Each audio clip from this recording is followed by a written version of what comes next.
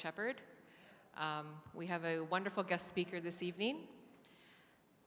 He was born September 8th, 1982, so you're just a little bit younger than me. In Naigudi, did I say it right? Yes. Cameroon, southwest region of Cameroon. He completed elementary school in Catholic School Naudi, completed secondary school in bilingual secondary school Muia, completed high school in bilingual grammar school Buia. He moved to Nigeria to begin his priestly journey in the Society of the Divine Vocations, a religious congregation founded in Pianura, Italy, by St. Justin Mary Rosalilio, completed his bachelor degree in philosophy at the Seat of Wisdom Seminary, Owerri, Nigeria, completed his master's degree in theology at Saints Peter and Paul Major Seminary, Ibadan, Nigeria. He was ordained a deacon in Benin Archdiocese in 2017. He was ordained a priest in Ibadan Archdiocese in July 28th, 2018. Then he began working. He worked as a bursar in the Formation House of Ibadan from 2018 to 2019. He came to Canada in the Archdiocese of Guard, McClelland in Alberta, July 31st, 2019. He was anointed pastor of St. Bernard Parish, Guard, from 2019 to 2023. He was appointed Episcopal Vicar for the Indigenous peoples of the Archdiocese, 2020 to 2023. He was Secretary of Deanery 4 from 2021 to 2023. And then he came to us as Associate Pastor at Windsor Lake St. Clair Family of Parishes, Diocese of London. And he's still with us today. So I have the honor of introducing Father Bernard. Thank you.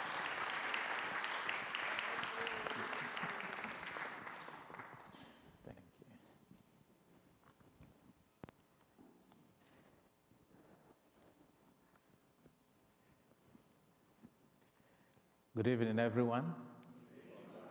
I've been used to standing up there and celebrating Mass, though healing Masses I'll come down, but this is the first time I'm making a presentation like this in our family of parishes, and I'm so happy that Lisa and the CWL of Good Shepherd gave me that opportunity and invited to some of you who will be interested to listen to my little story. I like telling stories, but at the same time, I will not want to take your time, so I had to prepare some slides. So I have people there at the sacristy who will be helping us to be changing the slides. So we are just going to kickstart the journey. All right. So I'm going to make a presentation, as I said, hosted by the CWL, Good Shepherd. And so we move to the first slide.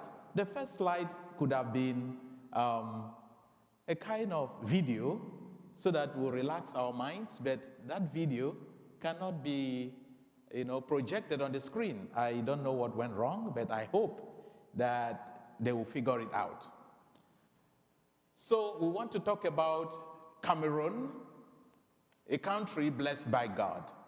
So Cameroon is a French territory and a British territory found in Central Africa, and is so blessed with mineral, forests, and water resources. You can have everything you need in that country. You can do hunting, you don't need license. You do fishing, you don't need license. You catch as many fish, you eat, you enjoy life. And also, so many kinds of food, So you don't even need grocery to get fresh food. All year round, we cultivate. No winter, no snow, no cold. So it's a beautiful country, blessed. And so you have the map there. If you look at that map critically, on your right side, that is my left, you see Nigeria. So that tiny part of Cameroon is as tiny as this because border countries will always have clashes, okay? Border or ethnic, whatever. But in Cameroon, it wasn't like that. Britain and France formed an alliance in 1818. And so when they came to the central part of Africa, they decided to fight the Germans wherever they had their colonies in Africa. So the British started from Ghana, coming down, while the French started from Chad.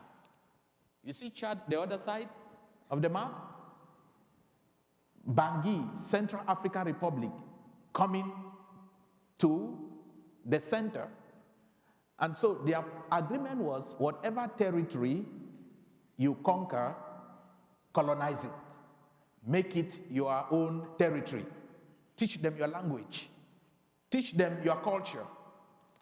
And so when they got to Cameroon, the German influence was so powerful that they had to combine their forces to fight the Germans. And so when they did that, they had to divide the country into two. The French section and the English section. The same people. And so now the people close to that tiny part did not want to be with the French. They wanted to be with the English people because they feel that they have more cultural ties with the Anglophones, right? That's Nigeria.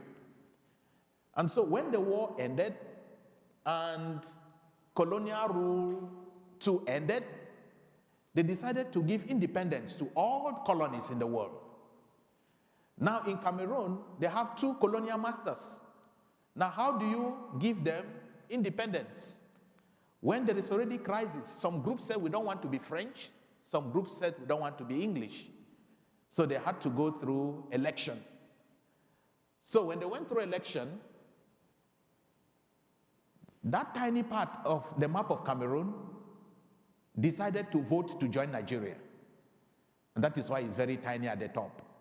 Then you see at the bottom, it is really heavy, it's loaded, it's big. So they voted to join the French Cameroon. And so that is why the map is like that. Okay?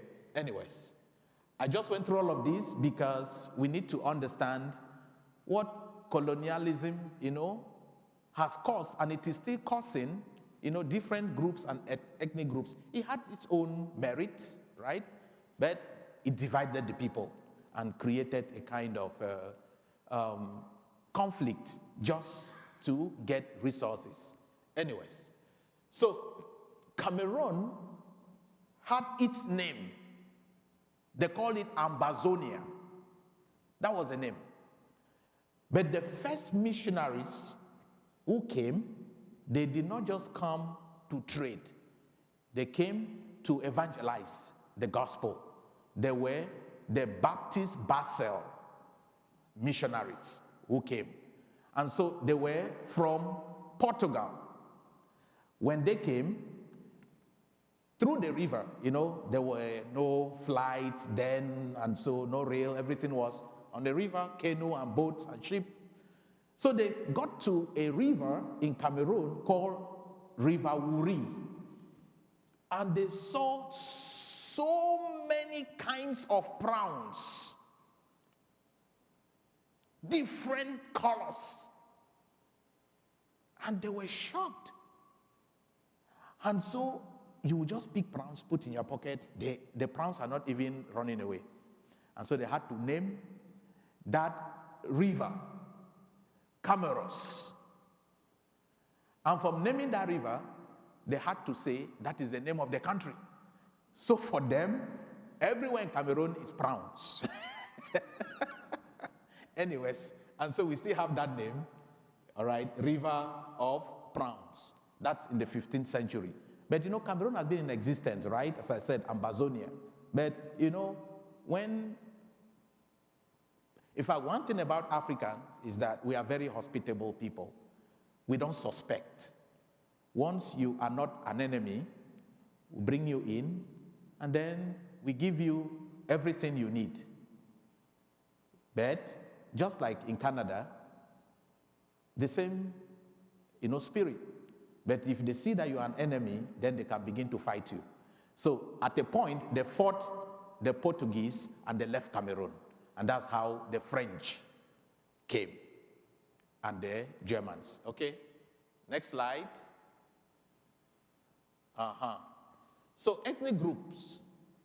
Now if you see, I know it's not very clear, but it's a kind of traditional attire. So Cameroon is estimated at 250 ethnic groups.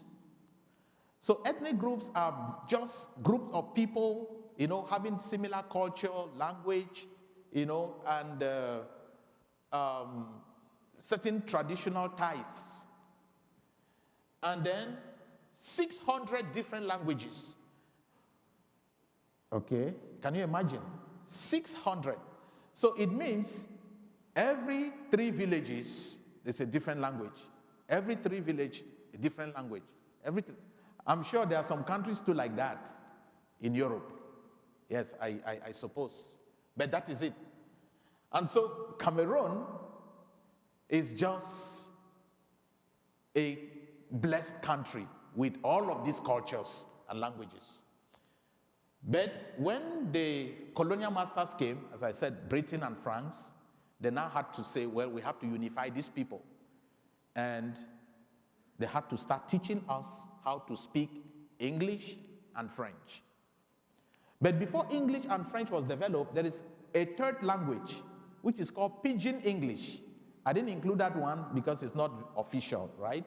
So this Pidgin English originated from the British, who needed interpreters, those to translate what they would say in English to the locals in the language they will understand.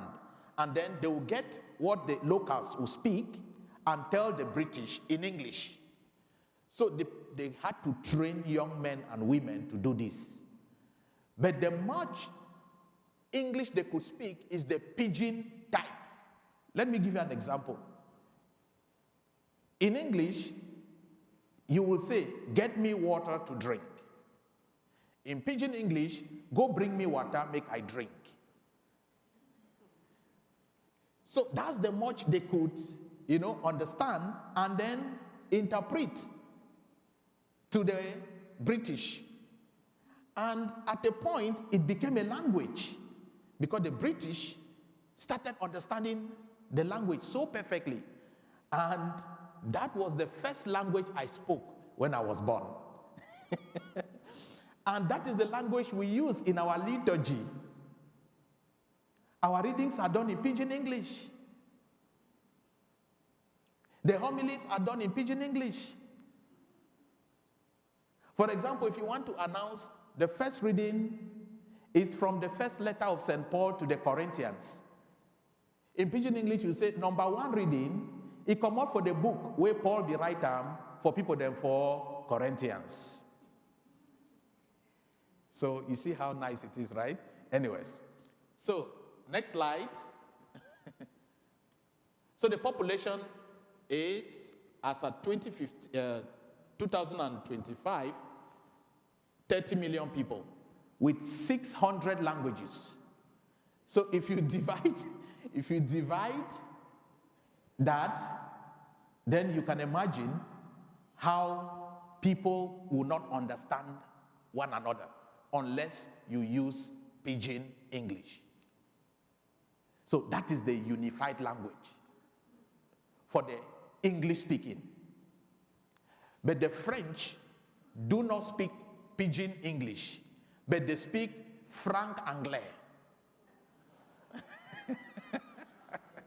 So, yes, so they have their own way, right? I'm sure we also have some here, like if I listen to some French when I'm at Mass at St. Jerome, people who are from Core, Nova Scotia, they have a kind of, way, they add French and English.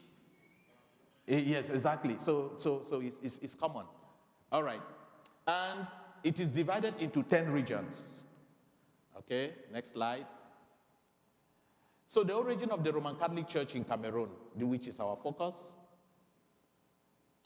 So we will, next slide, so that we can begin to talk about that. Good. So the Roman Catholic Church in Cameroon started in 1842 when Pope Gregory the 16th established the mission of the two Guinea, so Gabon and Congo. Now if you look at the map of Cameroon, you will see that Gabon is just below Cameroon. So then they consider them as two separate, territories, but to be administered as one, because all of them were French colonies. So the Gabonese speak French, and then the Cameroonians too speak French, majority of them. The Anglophone Cameroonians were the ones who refused to join Nigeria. They joined the French Cameroon, and that is where my parents are coming from. Okay?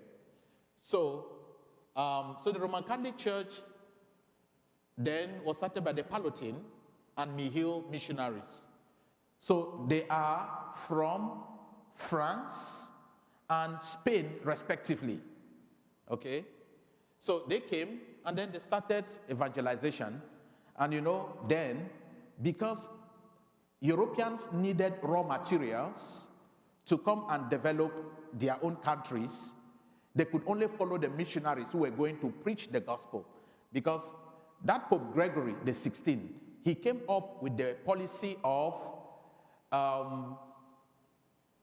missio ad gentes, that is going out to evangelize, as Jesus says, go and make disciples of all nations. And so the church then will now send missionaries and sponsor them to go. So the white traders also were informed that when we went to Africa, we saw wealth. Prawns were just moving anyhow. Fish, bauxite, crude oil, all kinds of raw materials, resources. And so come, we have found wealth. And so they came with the missionaries, and then that's how we got encounter with the white people. But it wasn't easy, right?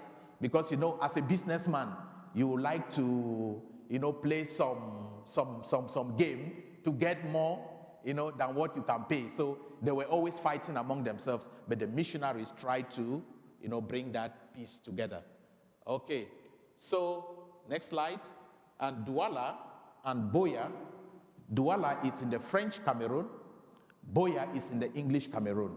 So they were like the capital territories, of these two regions where the missionaries were operating. So the Catholic population, you see that slide, the picture, that is our bishop of the Diocese of Manfé.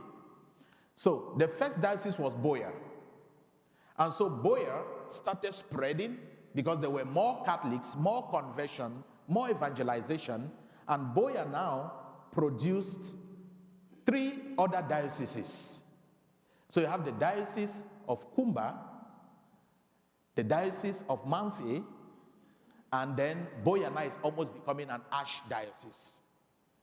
So that's the Bishop of Manfé, where I am coming from, with the Cadet of Mary. So back in Cameroon, vocation is gotten from this group. I was a Cadet of Mary member. So young people from childhood, they begin to learn how to pray the rosary, how to say the things and do the things of Mary, and then that's how we got our vocation to the priesthood, religious life, and married life. So the population, is almost 10 million Catholics, and 38.4%, and 27 dioceses with 5 archdioceses and 22 dioceses, and then about 40 bishops and emeritus bishops, and then about 1,000 priests. So we have so many Cameroonian priests outside, okay, who are also working, but this one was just statistics for those of them who are still in Cameroon. All right. So the origin of the Catholic Church now in Nguti. So Nguti is my village. That is where I was born. You see that old church there? That's it. Immaculate Conception Parish, Nguti. So we got the early missionaries in the 1960s, but missionary activities have been going on. You know, they would just come and then preach the gospel and move. You know, they were itinerants, right? Itinerant preachers. And still the Mihil missionaries. And then in 1975, that Immaculate Conception mission now became a parish. And it became a very vibrant parish in the subdivision. So subdivision is like a county. Okay, so it has that status. And then has so many other, you know, towns attached to that county. All right, next slide. So we've gotten a number of priests and religious in that village. So 7 priests and 5 nuns. And I'm the 5th priest in my village. Okay? So you see that there'll be more vocation. It is slow, but there are more vocations coming up. The reason why the vocation was slowed down was because of Pentecostalism. So during the Biafran War, Nigerians moved down to Cameroon for shelter. And so some of them, they came with a different style of worshiping God. So back home, we used to use local drums and, you know, to play music and to sing in the church. But when the Nigerians came, they came with modern music, you know, this jazz and guitar. And so they were evangelizing, you know, and so many of our people were so interested in that type of, you know, spirituality, right? So, and it had to bring a lot of, you know, issues in the community and so on and so forth. But things are okay now, and we continue to move. So if you see that picture, we have a religious order in my village, Nguti. They call them Carmelite sisters. They are there. The man and the wife, that dress they are putting on, you remember that picture of ethnic group? You saw the picture. So it's the same dress from the Northwest region. So they were doing their silver jubilee in marriage. So I know them. They are part of our community. And then down, you have the 4 priests working in my home parish, in that Immaculate Conception, and the bishop. So you have the parish priest from your left, you have the assistant. Towards the bishop, you have the parish priest, then the bishop. Then the next priest is the chaplain of the hospital. We have a big hospital of St. John of God. And then the next priest is the chaplain of our, they call it pastoral center, where retreats are being done. So he's in charge of retreats and all the spiritual activities in the diocese. Okay, next slide. All right. Now we go to the CWL, which is CWA, Catholic Women's Association. So many of you wants to know a little bit of that group, what they do, and how they do things. All right, next slide. So that's their logo, all right? And the acronym CWA stands for Catholic Women's Association, and they are the backbone of the parish. They gather every Wednesday in prayers, and they provide food items and beverages to the priests working in the parish every month.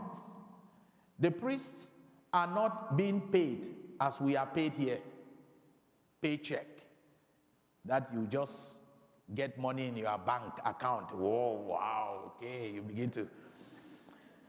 The priests have to go to the farm and get food. Yes. And so the Catholic women decided that their priests will not go to the farm. We will go to the farm. We will hold our husbands here to help us, to help the priest. We are the mothers. And what Mary did to Jesus and the church, we have to do it to our priest. But the priests are having allowance from the bishop every month. But that allowance is not enough with the volume of work. Imagine my parish has 30 outstations. And many of those outstations don't have motorable roads. So these priests will use bicycle and motorcycle or their legs to trek.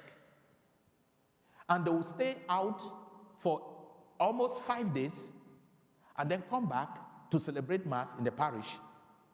When I was growing up, we had only one priest with 30 outstations. So that's why these women took upon themselves to make sure that they do all of these things to the priests, okay? So they also have their own choir. I'm sure one day we'll form our own CWL choir. Do we have it? Oh, very good, please. Maybe this is what you have to learn from the CWA in Cameroon.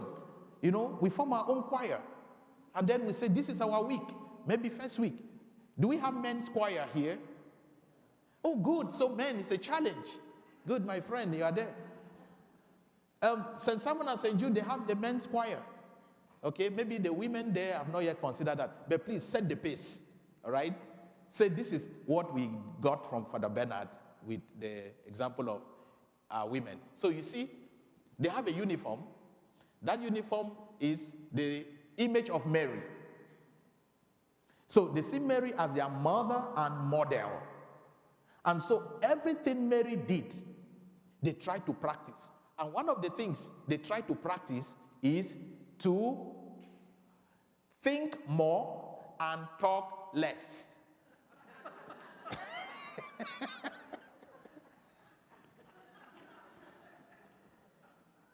Well, I know why we are laughing, right? Because we must talk, you know. We must go for coffee and, oh, wow, you know. Anyways, they are still struggling with that. They are not yet there, okay? But these are the things. So they take the litany of Loreto, all right? You know what we say after the rosary. So they begin to try to practice it, you know, practice those virtues of Mary. That's what they do in their prayers. Every day when they gather on Wednesday, they pick one virtue, somebody will give a little presentation, they try to work on it, and they don't take anybody to court or to police. A Catholic woman. What do? They bring that person to their group. If they cannot manage it, they take it to the parish priest. If they cannot manage it, they take it to the bishop. And before it gets to the bishop, the problem has been solved. So they try to, because it's not a very big community, right? Yes, it's a county, but everybody knows everybody, right? So it's easier. All right, so then they own their own businesses, you know, to raise funds to support the parish and the diocese. So they have a cassava processing plant and an oil mill. So they run this, and what they do is that every year there is what we call vocations collection. So every parish would donate money to train seminarians in the seminary. We have so many seminarians. And the Catholic women, they also have their own amount. They are all being given tasks of what they have to raise. So they use this to also support the diocese, then to support their parish, and to support themselves. Okay, next slide. All right, so that is that for CWL. Now to myself, my journey to the priesthood. Okay, you see that small boy there? I started telling this story when I was at that age. My elder sister Agnes was in the convent, Sister Servants of Mary. Is the video that didn't want to play. You know, they were having an anniversary. I wanted you to see that congregation because it started in Guti, in my village. Then it now spread all over Cameroon. So my elder sister Agnes went to the convent and was there for 10 years. So at a point, my parents were called that my sister is always sick, meaning she wants to leave and go to the world. So for them, she doesn't want to stay, and that is why she will pretend that she's sick. But it wasn't really a pretense, okay? She was really sick. She had a neurological issue that during her menses, she would start talking, like someone who is not coordinated. She starts speaking uncoordinatedly. So they didn't really understand that type of, anyways. But they actually asked her to leave the convent. And she was the first lady to go to the convent in the whole county. So my family was very much respected.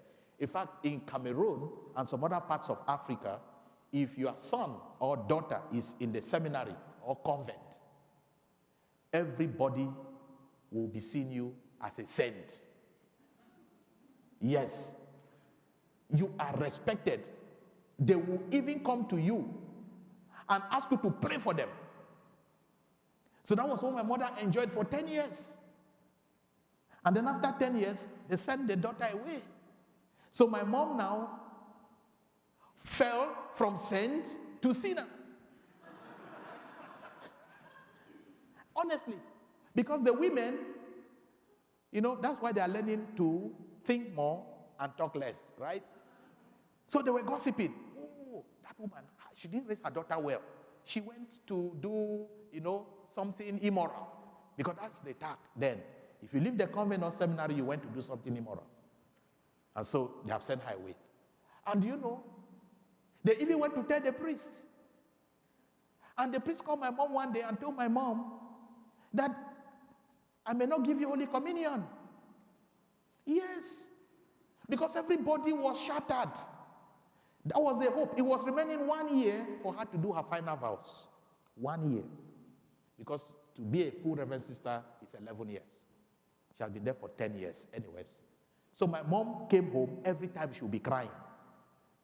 So at that age, I went to her and said, Mama, don't worry, don't cry. I'll go to the convent. Don't worry, just calm down. You see that convent, I'll go.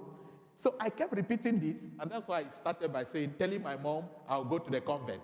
So my elder sister called me and said, men don't go to the convent, men go to the seminary. So if you want to be a priest, then you have to go to Jesus and tell him that you want to be a priest. I said, really? He said, yes. I said, and Jesus will hear my prayer. I said, yes.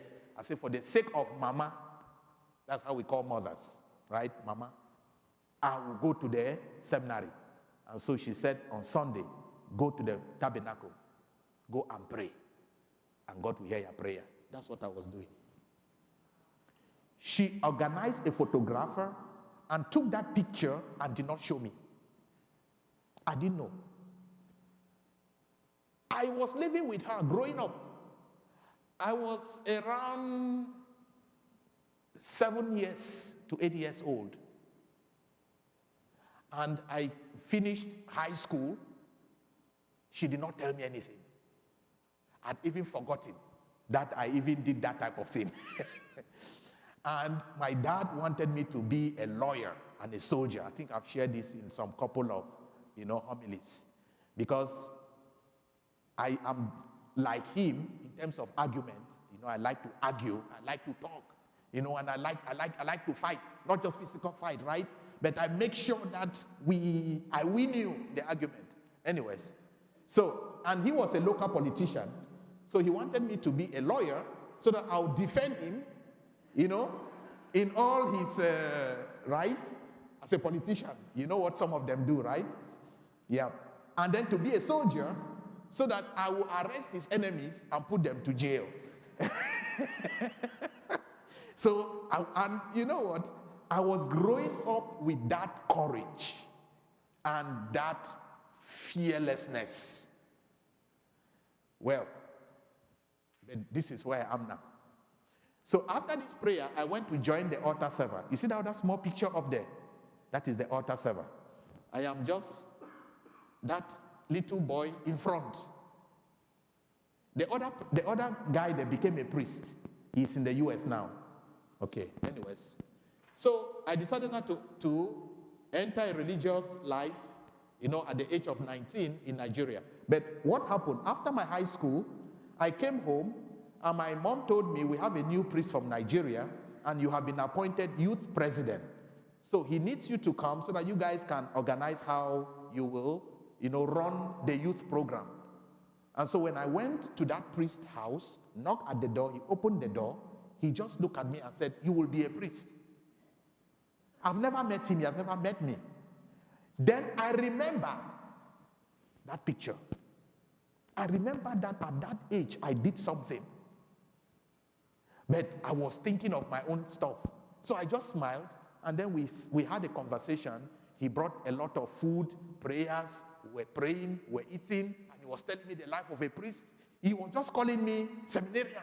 Hey, seminarian, come. I said, but I have not gone to the He said, yes, you are seminarian. So after that youth program, that lasted for 3 months, I never got interest. I'd already gotten my admission to study law in the University of Boya. I canceled it at that age, 19. And he told me that I will send you to Nigeria. He was the one who decided. You go to Nigeria. That is where you go and be a priest, not in Cameroon. And so that's how I moved to Nigeria and then joined the congregation, of the Vocationist Fathers. And I started with Sons of Mary. That's why the next one said, I moved to another religious congregation. So the first one was Sons of Mary. So when I went there, we were so many. So they needed to cut down because it was too expensive for them to train 100 men. One congregation. There are over 100 congregations in Nigeria. And one have 100 seminarians. That's how much. Nigeria is 250 million. Even 300 million people. Okay? And especially the southeast side, very, they're predominantly Catholics. Anyways, so I was among those whom they decided to do their cut-down process. So I was affected. And so I left and then went to University of Nigeria and Nsukka for 1 year and then came and joined the Vocationist congregation where I am now a priest in. Okay, next slide. So the picture up there was when I was in postulancy and novitiate. All right? So the priest at the center there was our novice master. And then the black was after 2 years of formation, you will now to be professed. So that is our first profession. That's why you see what we are carrying are the vows we have to profess. And then we're carrying to our cassocks, the white, and the crucifix was not given to us, but a sash. This crucifix is your final profession. All right. So I did my first profession of vows in 2009, then went for 4 years philosophical studies, 2009, 2013, finished with a bachelor's of philosophy, and then did my final profession of vows in 2013. All right, next slide. And then went for pastoral work in a parish for 1 year, because over there, you cannot just become a priest without going to live with the people, for the people to evaluate you. So the people must tell the bishop that he is mature and responsible with men and women and girls and boys and children. So the training of seminarian to become priest is a job for all. And I'm sure it used to be like this here, but we don't have the vocation. So the few we have, we try to manage, okay? Then I went for 4 years theology, and then finished with a bachelor's and master's in theology. So you have the picture up there. That was when I did apostolic work. And then you see the sash, okay? So all of us as vocationists, we tie it. So it is a symbol of our chastity, all right? And then the one down was when I graduated as a philosopher. Okay, next slide. Then I was ordained a deacon in 2017. So that was ordination up there with the bishop. And then ordained a priest 2018. And you know that if you attend ordination ceremonies, you know, you lie on the ground and you know the symbol, right? So we are dead with Christ and we rise with him to do his divine will with humility, with sincerity, and with obedience. All right? And so I came to Grand Prairie AB in 2019, and that was my church where I'm standing. The priest by my left, which is your right, is also from Cameroon. He was a vocationist, and then that's me on the other side. So that was the Feast of St. Bernard, August 20th. So every year I celebrate that. And then that little boy, we were doing a kind of initiation. We told him he would be a priest. So the two of us are telling God, hear our prayers, let this little boy be a priest. All right. And then I came to Windsor, Diocese of London, in 2013. So you can see my big smile there with Father Chris, you know. And then, and then that's the former pastor of St. Alphonsus, and Father Christian, my superior, next to him, then myself, Father Chris, and Father Keith. They were the ones who came to the airport to pick us. So I think that's the end of my little story. So I'm happy to be here and to be with you guys. And then you have that slide. That's my parents, all right? You see that traditional attire we saw in the ethnic group? That's what my dad is putting on. So that's my dad, that's my mom, and my humble self at the center. So my dad is 94, and to God be the glory, he is doing fine, good health, but old age, and my mom, 80. So they are all trying their best. And then that was the first mass I had. That priest in front is the priest who told me you'll be a priest. That one in front. He has been my spiritual director from the age of 19 till now. And I'm planning to invite him to Canada. In fact, the invitation letter has been sent. So pray that he gets a visa so that he will come and visit us. Okay. All right. So thank you and God bless you for your time. I think I didn't take much time, right? Okay. Okay, does anyone have any questions for Father? We'll go around with the microphone to make sure.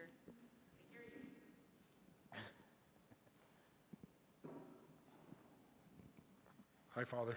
Thank you. I'd like to know how many priests are part of your order and how many of you are around the world? Okay, so I can't really say categorically our number, but we are in thousands. So the vocationist congregation started in 1920, okay? And it started in that little city called Pianura in Naples, in Italy. The Italians say you may know. I've not been to Italy, but I'm planning to go there because that is our headquarters, all right?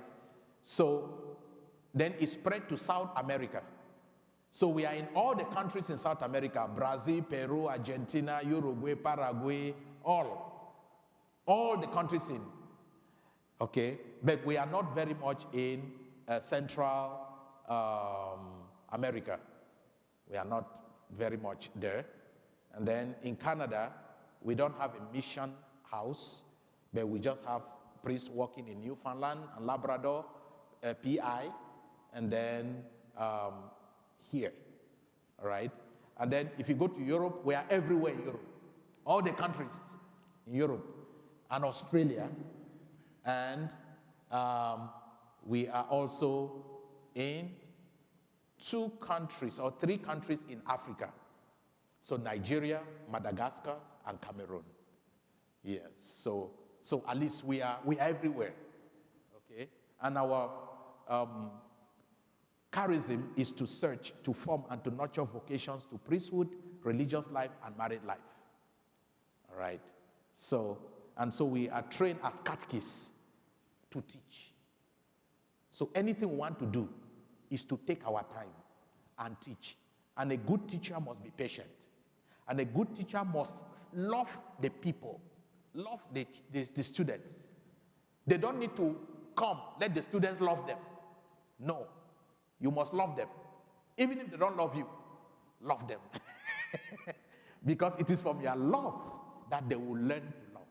Okay? So that's the motto of our congregation. All right? Thank you. Maybe for those who are near, they could just ask the question. Yeah. Okay. Okay. I don't need the microphone. Yeah, but it's okay. She's there already. Yeah. Father, I'd just like you, would you share what your masses are like in Cameroon? Like we know our masses, and you can set your watch by a mass. Honestly, I had videos, but they cannot show on this on the screen. I just wanted you to have watched, okay? But I'll just give a little explanation. So in our liturgy, we have 3 periods where we dance. Everybody will dance. The first one is the entrance hymn. The entrance procession is not quiet, you know. The entrance procession is everybody, you know, including the priest or procession with altar servers, dancing. And then you get to the altar, they will sing all the songs. Maybe entrance hymn is like 10 minutes. Only entrance hymn. And then everything now will be calm. All right? And then the next time to dance is the lectionary procession. You remember when Nehemiah, Ezra, discovered the book of the gospel, and then how they were so happy. That kind of worship. I remember how when David, you know, was to bring the Ark of the Covenant back to Jerusalem, that kind of dancing. So the Bible is now seen as that. So they will dress up different groups. If it is CWL who are to sing, that they want to come up with those to carry the Bible. They will put it in a traditional basket, and then they will go to the back of the church, and then another dance will start. They will dance again for another 10 minutes. They get to the front. The priest will now take it and then bless the people and then go to read. You see what we used to do? We just pick it on the altar. In Cameroon, the priest or deacon don't pick it on the altar. He picks it here after sweating. Okay. Then the third part is during offering. So after the homily, the offertory procession, you know, as you are coming, so we don't move seat to collect offering. No. Come and offer yourself. Whether you have money or not, dance for the Lord and come. Another 10 minutes. That's why sometimes our masses are like 3 hours. And nobody will looking at the time. Okay. Anyways, and then to go, you can just go in silence. You can dance, or you may not dance, and that's it. All right. How I wish that video. I'm sure the IT department, please keep trying to see if you can get one video. Let us watch before we go. Okay. Can I ask one quick question? Oh, quick. Yep. The Pope initiated the synod last year. Is there a major difference between how the African bishops are looking at the synod as compared to Europe and North America. I was under the impression that many African bishops are much more conservative than what we're seeing in Europe and North America. Okay. It's not just today.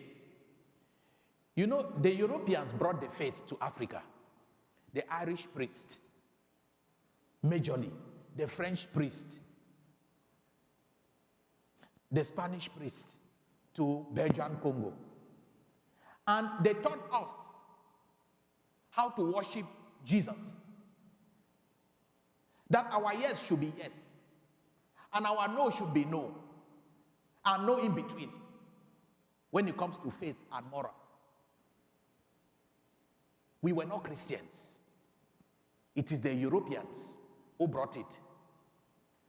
And then they now turn again to come and say, sometimes try to be in between. And the African bishop said, no, that is not the way you taught us. Come back to how you taught us. Because Jesus has not changed. So that is it. They say Jesus has not changed. But they are in communion with the Pope. Obedience. You see how we lay on the ground. And there is a beauty of the Catholic Church. Every bishop is autonomous. It doesn't mean you disobey the Pope. But when the Pope writes an encyclical, that is, he's sitting on the cathedral and he speaks ex cathedra. And when he speaks from that chair, nobody disobeys. But before the Pope does that, it must be something that all the popes have said it. Even St. Peter and the apostles have recorded it. That's why we have the magisterium, we have the scripture, and then we have the tradition. There is nothing new that is happening. Life is cyclical. Okay? These issues we are having today was there before. A generation went through this. And they wrote it down. It's recorded. How did they handle it? So the African bishop says, let's go back to how they handle it. And so that is it. So Jesus has not changed. But Jesus wants us to be merciful. So the African bishops are very merciful. They accept everybody. But they will tell you, this is where you have to be for now until you decide to cross to the other side. Okay? So that is it. So it is not the case that the synod is, the bishops of Africa are in line with the synod. But they are also there to also protect their own culture. The Catholic Church is cultural, cross-cultural. We worship God with our self, our culture. So, that's why sometimes African seems different. No, it's just that it's their culture. In Latin America, they also worship God in their culture. Some of you know that. Asians, they worship God to their culture. So it just depends on what the culture of the people is like. All right? So that is the beauty of the Catholic Church. 24 rites. Do you know that? 24. So you cannot understand Catholic Church. Where will you start? So let us not bother. Just understand Jesus. Love and forgiveness. That's it. We should just build on that. We are not perfect, but let us pay attention to love and to forgive. If we cannot forgive, then we are in big trouble. Forget about synod and synodality or liberalism or whatever, whether gay right or all of these things. It's love and forgiveness. All these things are not new. Remember this in Genesis chapter 18. Homosexuality was there. They wanted angels to come out, let them sleep with them. Men. Okay? So that's it. Anyways, let me leave it. Did I respond to you properly? Oh, yeah, very good. So that's it, the beauty of the church. All right. Okay. What was your first experience with snow?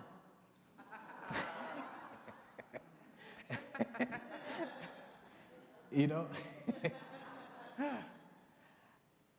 well, very bad. My ears and my nose freeze, and I could not breathe, I could not hear. Because I came to Canada at a very good time. July 31st, you saw it. But I was putting on winter coat. From the airport at Toronto, they were looking at me as if I am strange. Winter coat. As thick as this one now, he's putting on. Anyways, my dear, I can never get used to cold. No, it's horrible. But I'm happy that the government has prepared everything that our people need to live, with dignity. In Africa, in fact, let me just say in Cameroon, I don't know for other African countries, you cannot buy car on loan. A car on loan, a vehicle on loan. You must pay cash. It is called cash and carry. Yes, cash and carry. So if you don't have 2 million francs, you cannot drive a car. How many people can afford 2 million? Right? Anyways. Father, do you get many tourists in Cameroon? Many? Tourists. Yes. Yes? Okay. So, because of the natural gifts, we have so many waterfalls. It's a rainforest. So many zoos, elephant, tiger, lion. You have forest that has never been touched since God created the universe. If you go into that forest, it's between Cameroon and Nigeria. At midday, it is dark. You need your torchlight. Because the leaves, the foliage, the trees are so big, far up, covered with, you've heard of baobab tree? Yeah, baobab tree. That is what is in that forest. Big like this. One tree, the circumference is like the size of this pew. Yeah. So, a lot of tourists, they come there, mountains, and so on and so forth. So, yeah, a lot of people come there. The problem now in the continent is so many resources, and the West, are the whites, they need it. So any president who wants to stop them from getting it with little pay, they will raise opposition to be against that government. And there is always political crisis. So some gullible Western leaders will give them guns, weapons. Most of the weapons that are made in Europe and America are used in Africa. I'm telling you, my dear friends, the highest percentage is used there. Africa has 54 countries. So, it has made tourists now to be afraid. Because some of those guys are now kidnappers. And when they see a white person, they know that the person is coming with dollars. They'll kidnap you. So please, don't follow me to Cameroon now. Because we don't have dollars to pay. Because I'll only stay with you in Douala and Yaoundé and Boya, where it is city. You will not go to the natural, habitat, where you see all those, things you have to enjoy. Because that is where the kidnappers and the rebels are hiding. Okay. Anyway, so please pray for Africa. Do you know that 78% of the lithium, right, that is used for electric car, battery production is in the Congo Basin. 76% in the world. Congo now is in crisis. That's why many Congolese are here in Canada. If you go to Saint Jerome, you see them because they are French. Okay. All right. Okay. You, Stina?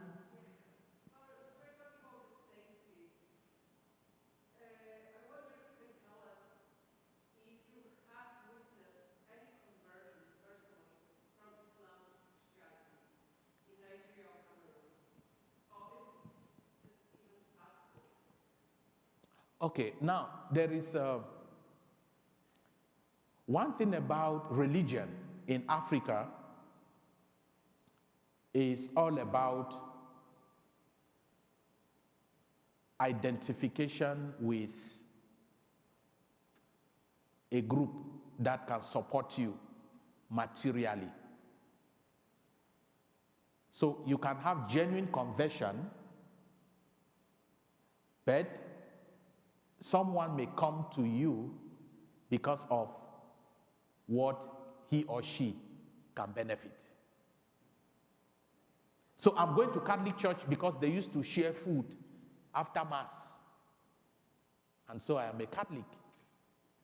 Okay? Some have come like that and gotten the faith. Some too, priests may have talked like myself. You don't go to preach the gospel in the Muslim communities. And the Muslims too don't come to preach their Quran in the Christian communities. So there's respect for religion. But just relate with them at neutral level. Okay? And you will attract them by something. It may be your wealth. It may be your faith. It may be your intellect. And you know, conversion can occur in different ways and forms. The Holy Spirit is the primary agent of conversion. We are just instruments. So that is why whatever we do as we live our lives, we should not scandalize people we meet, because we don't know the impression we are going to leave. And they'll take that impression all over the world. Okay? So, yes, there are genuine conversions, and there are also fake conversions. Yeah, yeah. Okay.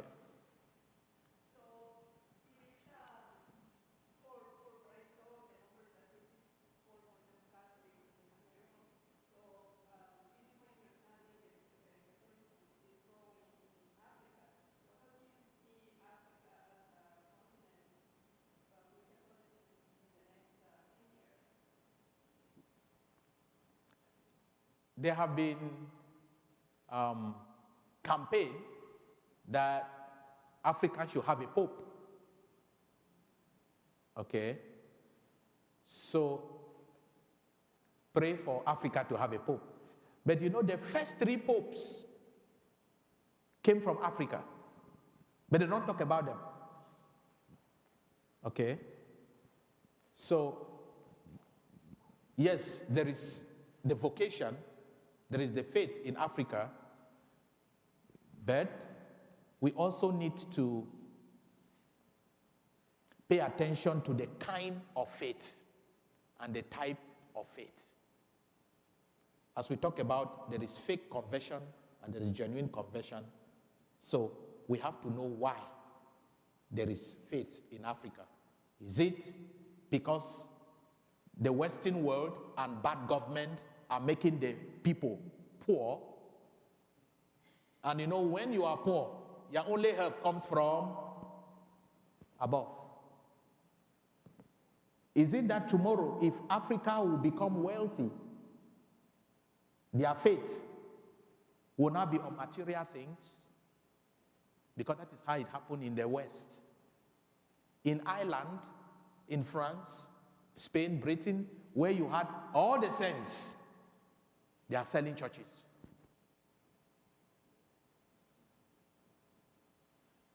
Okay? So, let's just pray that God knows why, and the church will continue to to exist. This Catholic Church will never be destroyed. Never. Because Jesus has said it. Matthew chapter 18, verse 16 to 18. You are Peter, which means rock, and on this rock I'll build my church. All right? The gate of Hades shall never prevail. So let us just pray that we will all cooperate together and then keep the faith. Genuinely. All right? Okay. Does anyone else have any more questions? Okay.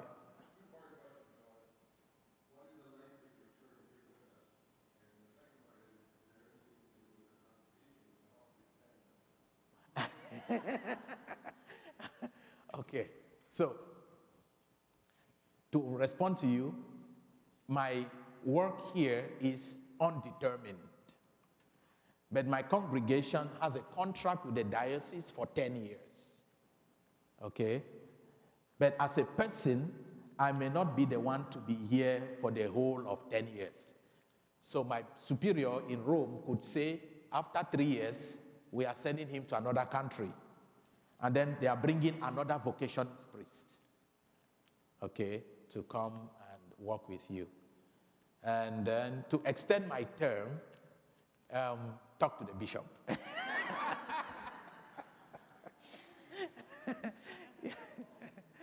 Okay. Okay, thank you. God bless you. Thank you. Thank you so much, Father Bernard. You're welcome. God bless. We would like to invite everybody to the hall for some socialization with some coffee and some desserts. And Father Bernard will be joining us as well. And the CWL will be donating to a charity of Father Bernard's choice, and he's going to be letting me know who that will be. Okay, so please join us.